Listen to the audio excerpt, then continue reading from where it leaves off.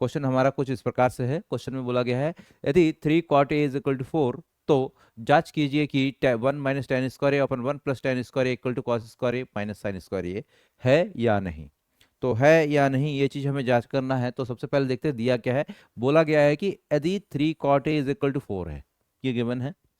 तो जांच करना है मतलब चेक करना है कि इतनी वैल्यू जो है वो इतनी वैल्यू के इक्वल है या नहीं है। ठीक है।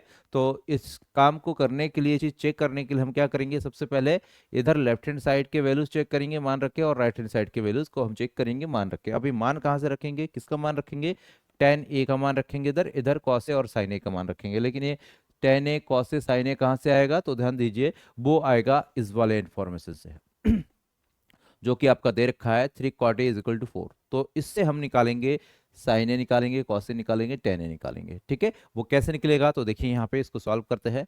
तो सॉल्व कर रहे हैं तो देखिए हमारे पास क्या दिया हुआ है भाई, गिवन क्या है हमारे पास वो चीज़ देख लेते हैं। गिवन है हमारे पास 3 cot a, 3 cot a is equal to 4 दे रखा है। अब ये 3 cot a is equal to 4 दे रखा है, इसी से हम आगे की चीजें करेंगे। कैसे करेंगे, देखिए इस 3 को हम उधर पक्षांतर कर देंगे तो यहाँ पे आएगा cot a is equal to 4/3। और आपको पता है कि cot a is equal to क्या होता है, cot theta is equal to क्या होता है। अगर नहीं याद है तो दोबारा से मैं यहाँ पे रिपीट कर दे रहा हूँ आपको। जो भी आपके त्रिकोणमितीय अनुपात है उसके वैल्यूज चेक करने के लिए हमारे पास सिंपल एक ट्रिक है जिसमें हम करते थे कि लाल बट्टे कक्का, ये वाला फॉर्मूला यूज करते थे। इसमें ये होता है साइन की वैल्यू, ये होता है कॉस की, ये होती है टेन की। और मैं अगर कॉट की बात करूं तो कॉट में क्या होता था, यहाँ से आधार बट्टे कर्ण, सॉरी लंब। तो यहाँ पे ये क्या हो गया आपका, देखिए ये cos cot A is equal to, यहाँ पे क्या आ गया आपका, ये 4 जो हो जाएगा वो हो जाएगा आधार, दैट मीन्स बेस, आधार बट्टे लंब, लंब means perpendicular, perpendicular that means ये हो गया लंब। तो आपको क्या क्या गिवन है भाई, आधार दिया हुआ है, लंब दिया हुआ है, आपको क्या चाहिए भाई, साइन ए निकालेंगे। तो साइन ए निकालने के लिए आपको लंब बट्टे कर्ण चाहिए, लंब आपको दिया हुआ है, अब चाहिए कर्ण। तो कर्ण यहाँ पे हमारे पास मिसिंग है, तो कर्ण निकालेंगे सबसे पहले। तो कर्ण निकालने के लिए क्या करेंगे भाई, अगर हमारे पास ये हो गया तो यहाँ पे आधार है, ये लंब है। आप चाहे तो एक ट्रायंगल ड्रॉ कर सकते हैं, नहीं भी ड्रॉ करेंगे तो भी आपका क्वेश्चन हो जाएगा, इसका ध्यान रखिएगा। चलिए हम यहाँ पे सुविधा के लिए एक ट्रायंगल ड्रॉ कर ही लेते हैं, 1 मिनट थोड़ा सा, हाँ एक ट्राइंगल ड्रॉ कर ही लेते हैं। ये ट्राइंगल है आपका, और इस ट्राइंगल में ये देखिए यहाँ पे एंगल कॉट ये दे रखा है। तो कोई भी एक एंगल जो है शीर्ष जो है ये ले लेते हैं। तो ये ए बी सी हमने मान लिया, और इस वाले एंगल के लिए बात कर रहे हैं। तो इस वाले एंगल के लिए हमारे पास क्या हो जाएगा, आधार जो है 4 है, that means A B is equal to 4 हो गया। लंब इज इक्वल टू 3 है, तो यहाँ पे ये लंब हो गया 3।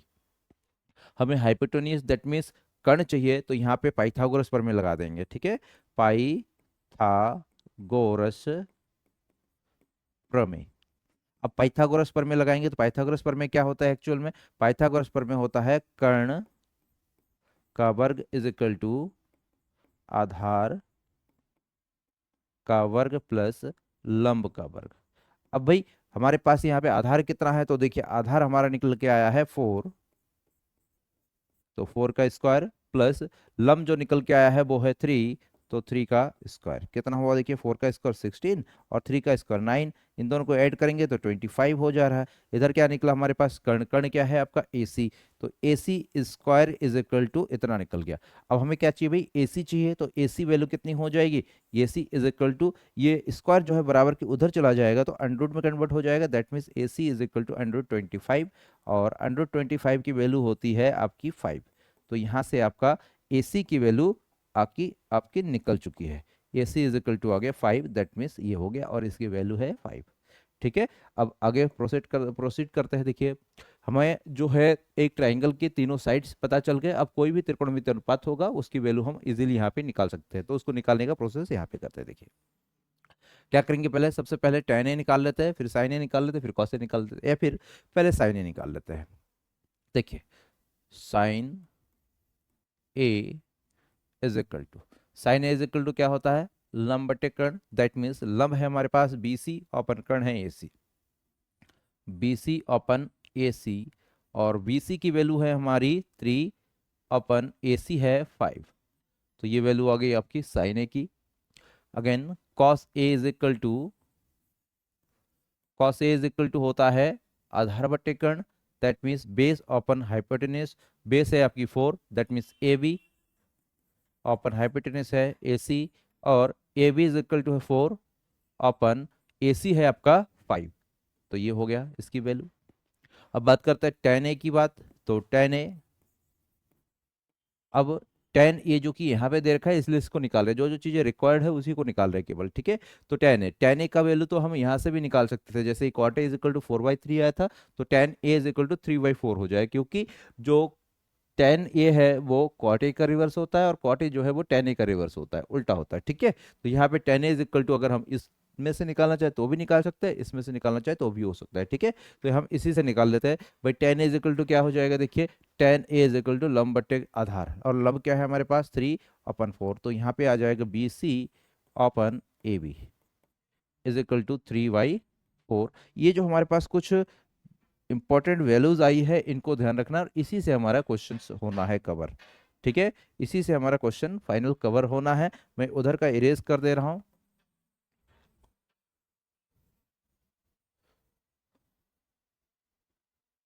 देखिए अब इसी से फाइनल होना है। अब क्या करना है भाई, हमें ये वाला चीज और निकालना है। तो हमने यहाँ पे क्या कहा भाई, देखिए इसका लेफ्ट हैंड साइड जितना है इतना ही आप ले लीजिए, ठीक, या तो राइट हैंड साइड को भी लीजिए, दोनों को एक साथ सॉल्व कीजिए। चलिए हम एक एक साइड को सॉल्व करते हैं, ठीक है। हमें क्या सिद्ध करना है, देखो हमें जांचना है,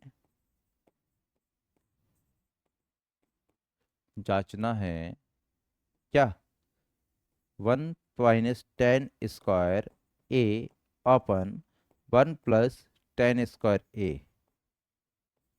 is equal to cos square A minus sine square A है या नहीं है, ठीक है। ये चीज चेक करना है। तो हमें क्या करना है भाई, इसमें लेफ्ट हैंड साइड लेते हैं, ये लेफ्ट हैंड साइड है वो राइट हैंड साइड है, ठीक है। तो हम क्या कहते हैं, left hand side is equal to क्या है हमारे पास, 1 - 10 square A upon 1 + 10 square A equal to 1 - 10 की वैल्यू कितनी है, देखिए 10 की वैल्यू है 3/4, तो 3/4 का स्क्वायर, 3/4 का होल स्क्वायर। थोड़ा सा पेन को छोटा कर लेते हैं, 3/4 का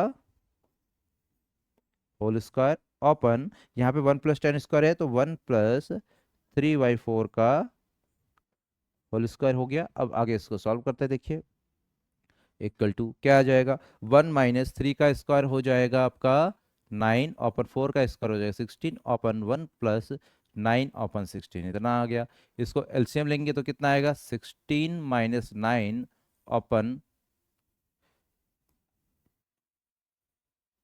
ध्यान दीजिए यहाँ पे 16 - 9 अपन हमारे पास आ जा रहा है 16 और रिमेन बट्टा हो गया, यहाँ पे 16 + 9 ओपन हो जा रहा है 16।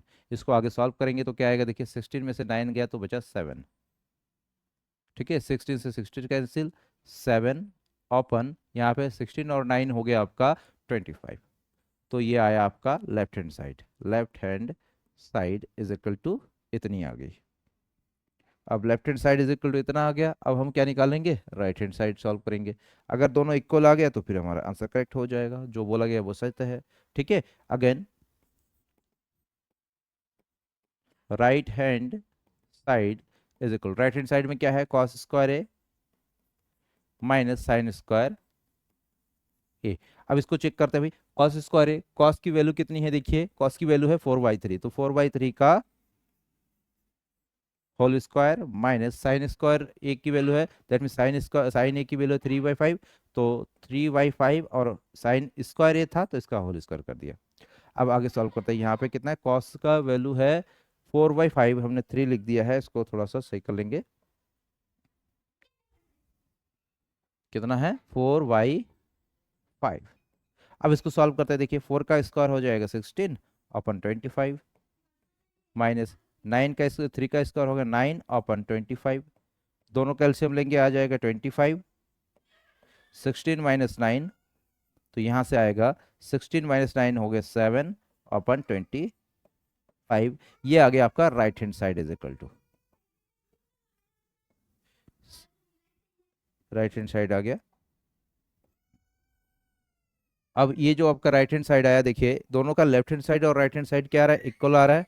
तो हम आगे क्या कह सकते हैं, नेक्स्ट स्लाइड ले लेते हैं। देखिए, चूंकि left hand side is equal to right hand side, अतः अतः जो पूछा गया था, अतः समीकरण क्या है आपकी, सत्य है। या फिर अतः